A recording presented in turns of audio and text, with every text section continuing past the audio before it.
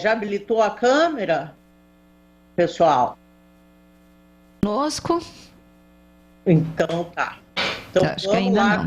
com o Guilherme Oliveira. Rose, você quer começar com Deixa eu ver se a ele está pergunta? respondendo. Ô, Guilherme, você já está conosco? Tá. Tá? Eu já conversei com ele, Ah, inclusive. porque eu não sei se ele está me ouvindo, porque ele não está respondendo. Bom dia, Guilherme. Bom dia, estou ouvindo sim. Então tá bom.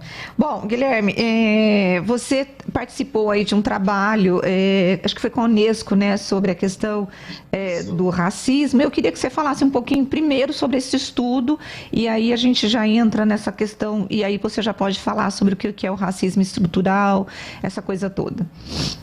Perfeito. Eu fiz parte de um projeto da Unesco, né, chamado Campinas Afro. Ele foi um projeto feito ao longo do ano passado. Ele ainda está em uma próxima fase, né, de produção e para ser disponibilizado para todo mundo, né? Então foi um projeto que mapeou 20 pontos de história e memória afro em Campinas, né? Então foi formada uma equipe com historiadores, geógrafos, fotógrafos, né? E aí nós fizemos uma pesquisa de mapeamento de um grupo, né, de pessoas de Campinas que se reuniram para discutir quais os lugares seriam pesquisados, né? Inclusive, se vocês quiserem, depois eu posso falar rapidamente, né, essa lista. Não, isso que eu ia te perguntar, quais são esses lugares que vocês mapearam, porque inclusive hoje vocês fazem uma rota turística para poder falar sobre a história, né, desses pontos. Exatamente. Então vamos lá, os 20 lugares são o antigo Museu do Negro, que fica no Cambuí, a Associação dos Religiosos de Matriz Africana de Campinas, Armac, o Centro Cultural Recreativo Benedito Carlos Machado, né, conhecido como Clube Machadinho, o Sindicato das Trabalhadoras Domésticas de Campinas, o Largo São Benedito, o Jornal Aos Brados, o Jornal Comunicação Consciente, o Instituto Cultural Babatologia, o bairro, né, de Barão Geraldo, e principalmente a história do túmulo escravizado Toninho do Boi Falou, né, e a Fazenda Santa Genebra, a Corporação Musical Campineira dos Homens de Cor, o Largo Santa Cruz, onde onde ficava, né, a forca onde o escravizado Elisbão foi assassinado, o Jornal Getulino, a Igreja de São Benedito e a Estátua da Mãe Preta, a lavagem da escadaria da Catedral Metropolitana de Campinas, o Colégio São Benedito, a Casa Grande Túlia, a Casa de Cultura Fazenda Roseira, o Grupo de Danças Populares Urucungos, Puitas e Quigendes, a Casa de Cultura Tainã, a Escola de Samba Rosa de Prata e o Largo e a Igreja do Rosário. Foram esses os 20 pontos mapeados, né? E aí nós formamos uma equipe, cada parte da equipe ficou responsável por alguns lugares, né? E aí nós fomos atrás de documentos, entrevistamos pessoas, alguns lugares, né? Nós entrevistamos os fundadores desses lugares, né? Pessoas aí que já estão idosas, que levam não só a história, mas também a memória, né, desses lugares consigo. E aí nós gravamos entrevistas, tiramos fotografias, escrevemos artigos sobre esses lugares, e tudo isso vai ser disponibilizado com o tempo, né? Então nós entregamos todo esse acervo que foi produzido, nós entregamos para a Prefeitura de Campinas, para o arquivo da Unicamp e para o Instituto Histórico e Geográfico de Campinas. E a ideia é que isso vai sendo disponibilizado, vai ter então um site, né, desse projeto, onde esses materiais, né, onde essa pesquisa vai ser divulgada.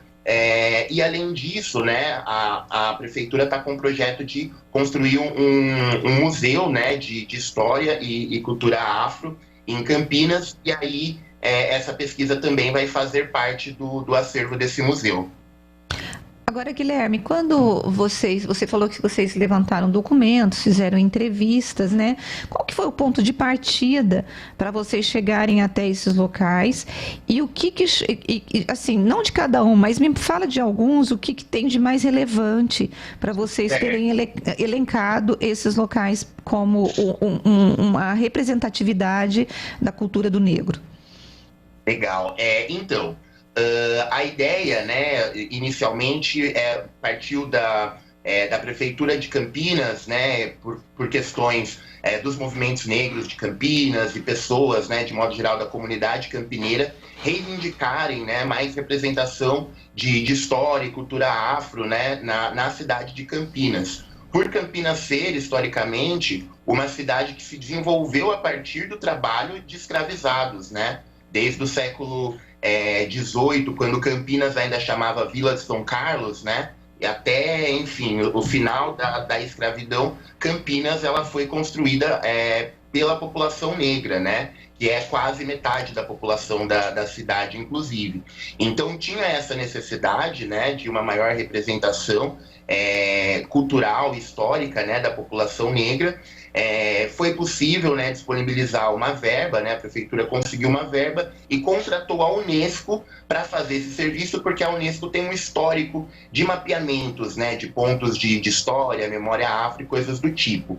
A partir disso, foi criado um grupo, se eu não me engano, de 20 pessoas da cidade de Campinas. Então tinha mestre de capoeira, professores universitários, representantes, né, de entidades e tudo mais.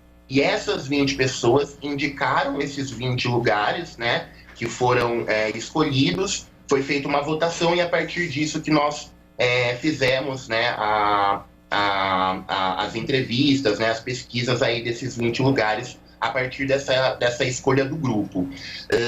E aí, bom, tem muitos lugares, todos os lugares, na verdade, são extremamente interessantes, mas eu queria destacar a Igreja e o Largo do Rosário, que foi um dos lugares que eu pesquisei, né? Hoje nós ainda temos o Largo do Rosário, e a Igreja do Rosário, ela foi demolida na década de 50, né? E no século XIX, né, durante o período da escravidão, a população negra não poderia frequentar as mesmas igrejas que a população branca, né? Então, a matriz, né, a igreja matriz ali do centro de Campinas, era a igreja da elite campineira, né? Era a igreja ali dos barões de café, da alta sociedade de Campinas. E as igrejas do Rosário e a igreja de São Benedito eram as igrejas da população negra e escravizada, né? Então foi construída por eles, né? E essas igrejas, elas tinham, não eram apenas um espaço religioso, mas também um espaço em que eles se organizavam, juntavam dinheiro para comprar comida ou roupa para pessoas escravizadas, juntavam dinheiro para comprar alforria de algum escravizado, né? Então era um espaço também de organização política e social da população negra. E aí, na década de 50, em um projeto de urbanização, a Prefeitura de Campinas criminosamente demoliu a Igreja do Rosário, né? A Igreja do Rosário, ela ficaria onde hoje é o cruzamento da Campos Sales com a Francisco Glicério. Tem o Palácio da Justiça, né? E ali... Largo do Rosário, né? Isso, bem de frente onde é o Largo do Rosário. E aí ficou o largo, né? Mas a igreja foi demolida, é um lugar que eu acho muito, muito interessante. E aí outro ponto que eu gosto de destacar também é ali no Largo São Benedito, né? Onde ainda tem a igreja de São Benedito, que também era uma irmandade da população negra, que tem o cemitério dos cativos ali, né? Então aquela praça, né? Onde tem o Largo São Benedito, tem centenas de corpos de pessoas negras enterradas ali, né? E são espaços que muitas vezes a gente passa, né, percorrendo assim o centro de Campinas e não repara, né, não enxerga essa história enterrada e demolida, né? Agora, Guilherme, eu queria que você explicasse para os nossos ouvintes por que é tão importante para o negro o estudo dessa história, assim, e a documentação dessa história. Perfeito.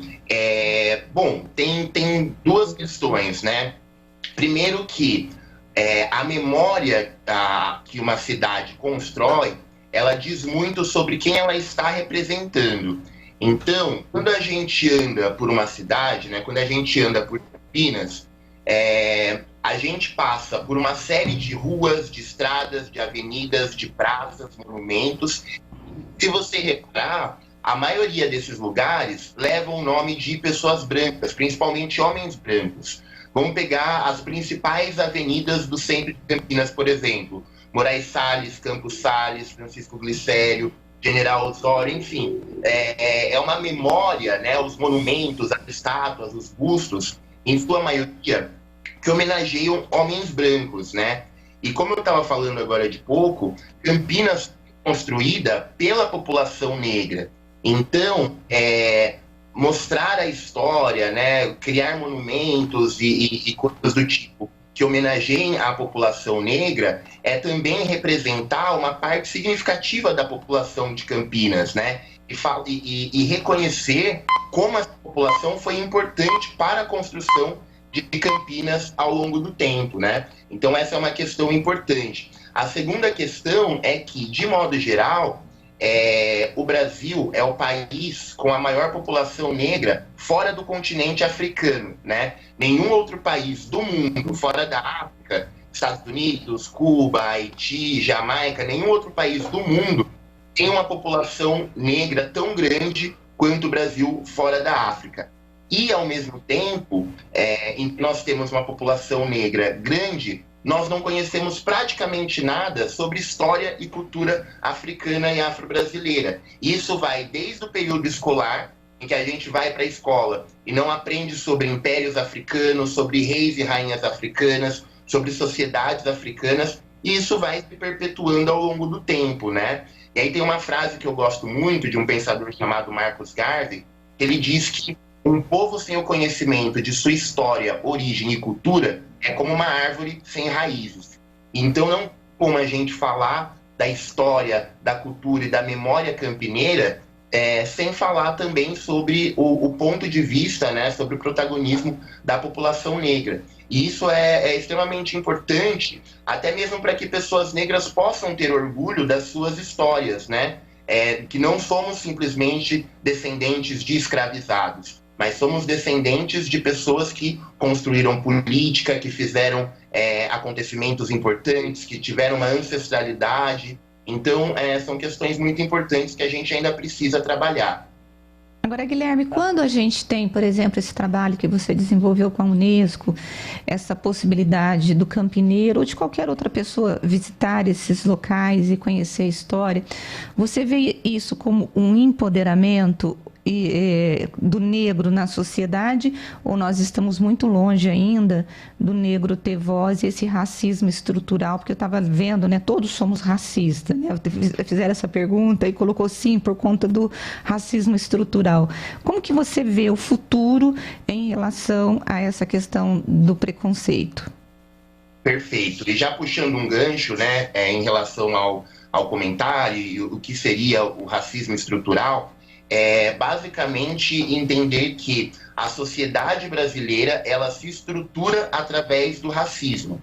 Ela se estrutura na desigualdade social, econômica, histórica entre pessoas brancas e negras, e isso está ligado com o contexto histórico do passado escravocrata do Brasil. Então, um exemplo simples, né, de como que é o racismo estrutural no Brasil. Segundo os dados do IBGE, cerca de 50,3% da população brasileira é composta por pessoas negras, metade do Brasil. Quando a gente olha para as instituições políticas, Senado, Congresso e tudo mais, ou numa escala micro, né, Câmara dos Vereadores, né, na esfera municipal, nós vemos que não tem 30% de políticos negros nesses espaços, né? Então não tem uma representação política. Quando nós vemos as universidades, né, as melhores universidades do Brasil, nós vemos também que não tem 40% de pessoas negras dentro das universidades. Mas se nós formos olhar o sistema prisional, né, os presídios do Brasil, mais de 60% da população presidiária é negra. Então, estruturalmente falando, né, de Campinas a Brasília, da Câmara Municipal à Câmara dos Deputados, nós temos mais pessoas brancas em lugares de poder, acessando as melhores universidades, e mais pessoas negras ocupando os piores lugares à margem da sociedade brasileira, né? Então, é isso que a gente entende como racismo estrutural. E projetos como esse, eles são importantes no combate ao racismo, no sentido de que a educação, de modo geral, ela é uma ferramenta de transformação social, né?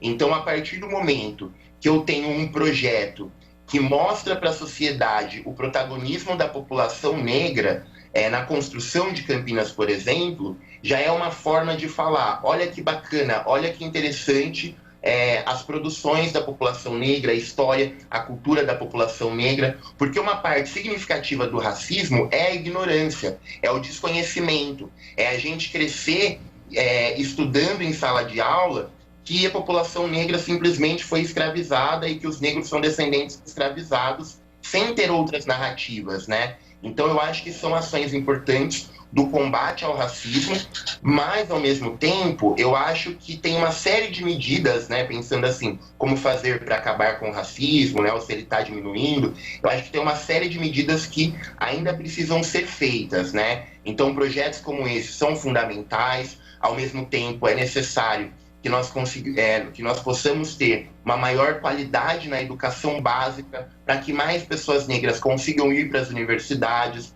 consigam ter melhores empregos, melhores condições de vida, ocupar espaços como a política, né? Então, acho que tem uma série de ações, mas com certeza eu acredito que nós estamos no caminho para isso, né? Deixa eu te interromper. Estamos em um momento importante. Tá, eu vou te interromper um pouquinho, porque eu quero só aproveitar, às vezes eu já passo para você para fazer uma pergunta. Você falou do acesso da população negra à educação, né?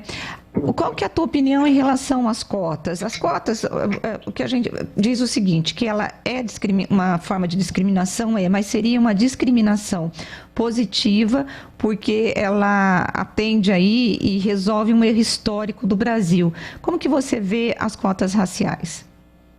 Eu acho que as cotas, elas são importantes, elas não devem durar para sempre, coisas do tipo, mas eu acho que elas são importantes no sentido de que as escolas públicas, né, o ensino médio, né, das escolas públicas não tem a mesma qualidade das escolas particulares. Então, quem estuda, né, quem faz o ensino médio numa escola particular tem uma qualidade de ensino que facilita muito mais para ele conseguir entrar numa boa universidade do que quem faz numa escola pública. E a maioria dos estudantes de escola pública são estudantes negros, né? A população negra é a principal que faz o ensino médio em escola pública. E por conta dessa desigualdade na qualidade de ensino e também por conta, né, de todo esse histórico de escravidão e racismo que nós temos ao longo do tempo, eu acredito que as cotas elas são importantes, né? Lembrando, inclusive, que praticamente todas as universidades, né, as faculdades que têm cota, elas não têm apenas a cota étnico-racial, mas também a cota social, né?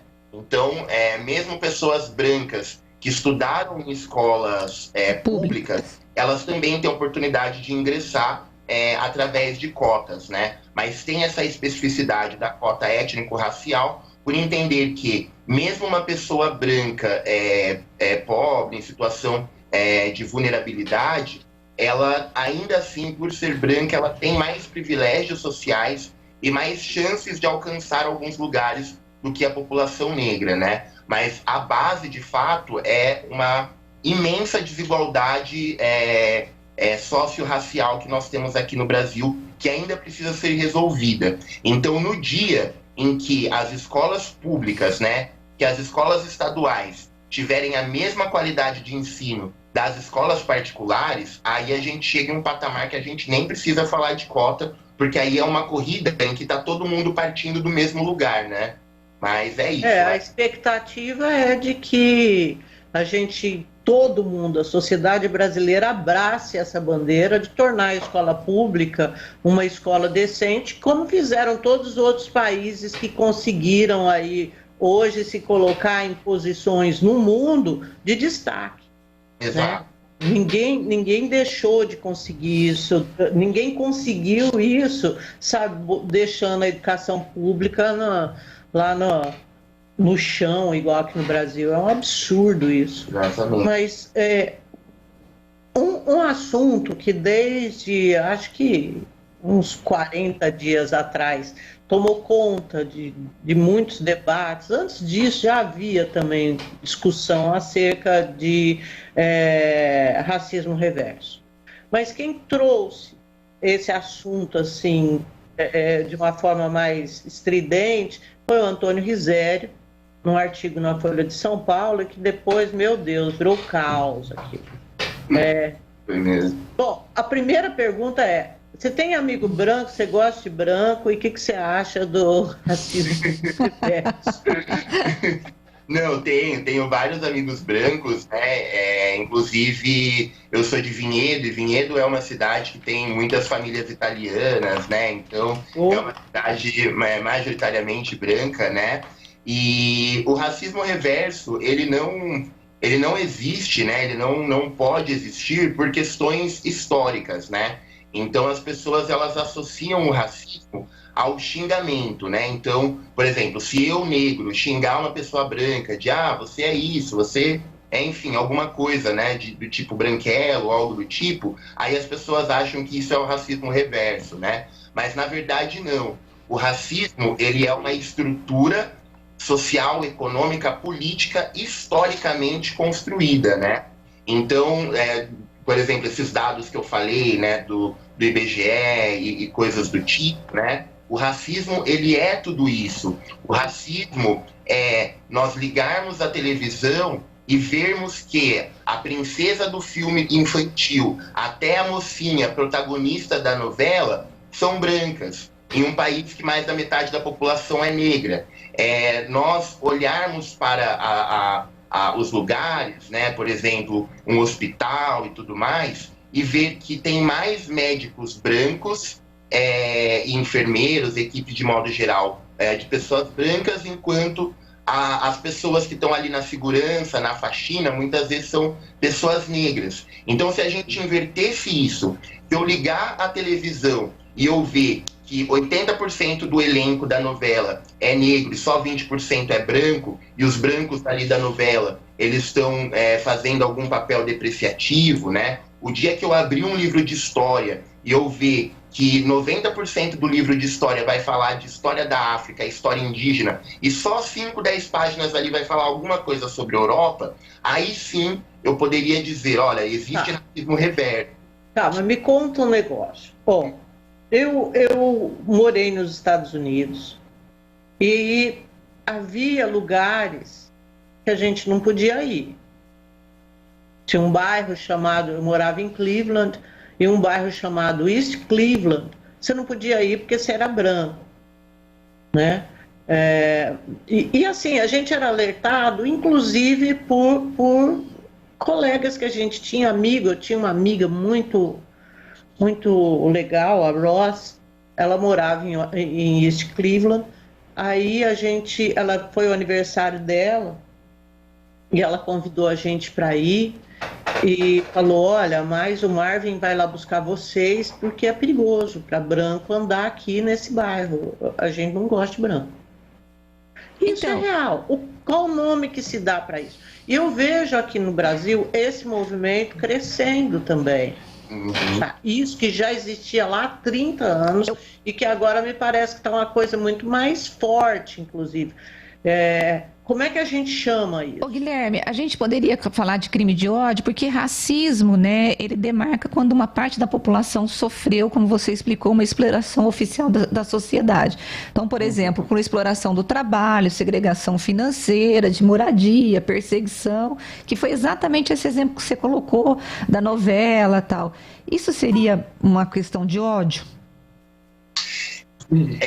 Já respondendo as duas coisas, né? Eu creio que sim, acho que dependendo da ação, cabe de fato como crime de ódio, né? Violação de direitos humanos, violação da liberdade, coisas do tipo. Acho que isso sim é cabível, né? Racismo reverso não, de forma alguma, mas eu acredito que dependendo da ação pode sim ser considerada um crime de ódio. Em relação, né, à questão dos Estados Unidos ou mesmo ao Brasil e outros lugares, eu vejo isso não como uma ação, e sim como uma reação, né? Então, nos Estados Unidos, até a década de 60, a população negra não podia votar, tinha bebedouro para branco, bebedouro para negro, restaurante para branco, restaurante para negro, né? Então, da mesma forma como a população branca não podia ou não pode ir para certos lugares, a população negra também não podia, né, ir para lugares e coisas do tipo. E aí, a população negra, ela começa a se auto-organizar e criar formas de defesa. Então, por exemplo, nos Estados Unidos, a população negra não fazia filme, o cinema, né, a indústria Hollywood não contratava pessoas negras para fazer filme. O que eles fizeram? Eles passaram a fazer as suas próprias produções. Então tem canal de TV nos Estados Unidos só de pessoas negras, indústria cinematográfica, né, só de pessoas negras, não como uma forma de falar somos melhores que os brancos ou vamos excluir os brancos, mas como uma forma de falar, já que os brancos não dão espaço, nós vamos criar os nossos próprios espaços, nós vamos criar as nossas próprias coisas. E aí branco não entra, porque era bem esse o negócio, assim, e até hoje. Né, eu imagino, e assim, eu não vou falar que... Não, sim, e eu não vou falar que isso é certo, né, que essa é a postura que eles tinham que adotar ou algo do tipo, né, mas eu vejo muito mais nesse sentido de eles criarem mecanismos de defesa contra toda a crueldade que foi o racismo, né, dos Estados Unidos, e não uma forma de falar, olha, nós estamos sendo tão ruins ou tão cruéis quanto os brancos, né. E aí é óbvio, eu acho que a ideia é que a gente possa, né, aqui no Brasil, nos Estados Unidos, em qualquer lugar, ter experiências mais igualitárias ao longo do tempo, né, para que essas questões elas não sejam mais necessárias, né, essa coisa de aqui não entra branco, aqui não entra negro, algo do tipo. Né? Gente, olha... Guilherme, uma última pergunta minha aqui. De onde vem essa história do negro com judeu, de ser um negócio, de ter até grupos para eliminar judeus e tudo mais? De onde vem isso? Então, o ódio aos judeus, né, ele é uma coisa histórica da Europa de muito tempo, né? Então, as pessoas, inclusive, acham, né, que isso aconteceu só na década de 30 e 40, na Alemanha nazista e tudo mais, mas, na verdade, o ódio aos judeus, ele é histórico, ele vem, assim, da Idade Média, quando a Igreja Católica começou a perseguir judeus e a matar judeus na Inquisição, né? Então, é uma questão histórica... Mas aonde que o negro entrou nisso, para ter hoje nos Estados Unidos essa coisa, assim, de grupos, assim, que pregam extermínio, essa loucura? Então, os grupos de ódio dos Estados Unidos... Eles nascem no século XIX, principalmente no sul dos Estados Unidos, quando a população branca, né, os sulistas, os fazendeiros, não aceitaram o fim da escravidão. Então, a abolição da escravidão nos Estados Unidos, ela gerou uma guerra, né, a Guerra de Secessão, não queria abrir mão da escravidão, e quando de fato eles perderam e foram obrigados a abolir a escravidão, surgiram grupos racistas para exterminar a população negra, né? Para falar, bom, se eles não vão ser mais escravizados, então nós vamos exterminá-los, nós vamos matá-los porque nós não são pessoas, exato. E aí que nasce a Ku Klux Klan e outros grupos, né, semelhantes. E aí, recentemente, né, por exemplo, o pai do ex-presidente Donald Trump, ele era da Ku Klux Klan, né? Então, e os próprios discursos dele também acabavam fomentando, né, esse ódio. Então, teve um crescimento significativo nos últimos anos, né? E é por isso que, só fazendo um gancho, né, esses projetos, eles são importantes, né, para a gente conseguir combater também o racismo e o ódio. Olha, gente, o Luiz, ele mandou aqui a foto da igreja, Guilherme. Ele disse que ele conheceu a igreja que foi demolida, assim como ele conheceu o Teatro Municipal. E ele disse que estudou no Culto à Ciência e que ele presenciou o preconceito muito grande contra negros e pobres. E a igreja era linda mesmo, viu, Guilherme? Ele mandou a foto aqui. Nossa, eu imagino que riqueza, né? Uma pena. Uhum. Algumas coisas da igreja, né, altar, alguns objetos, eles estão na atual Igreja do Rosário, que fica ali no Chapadão, né? Eles reconstruíram a igreja do Rosário no Chapadão. Não tem a mesma beleza, eu acredito, que a igreja anterior, mas ainda alguns elementos, né, altar, né, e coisas do tipo ainda estão lá.